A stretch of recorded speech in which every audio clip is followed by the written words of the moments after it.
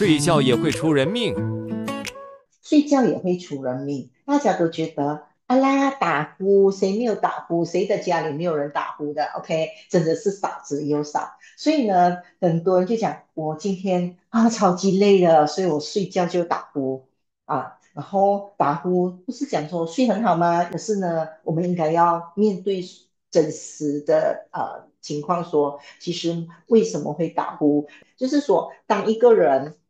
在平躺在睡觉的时候，就是你看哦，如果他是平躺下来，OK，平躺下来，这是舌头对不对？舌头它可能往后坠，它就会卡到他的呼吸道，他的呼吸道就会狭窄，所以呢，空气就没有办法很通畅的流过去，很没有，所以呢，这边我们都知道我们的那个一个气道里面有很多的那个软组织，所以当那个空气经过一个很狭窄的地方，那些软组织就会颤动，因为被震动啊，因为所以呢，把震动呢就发出那个打呼的声音，所以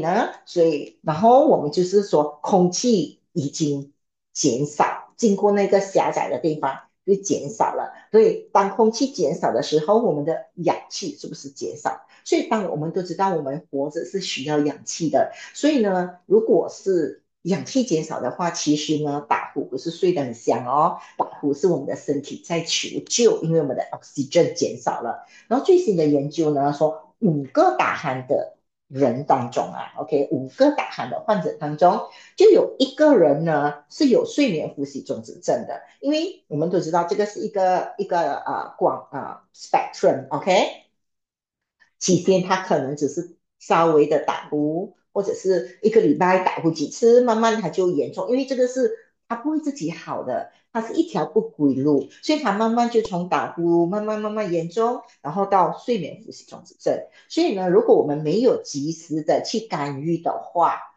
这个睡眠呼吸中止症呢，它会引发很多的这些慢性的疾病，就好像高血压、心脏病、糖尿病，甚至脑中风。OK，这些呢都跟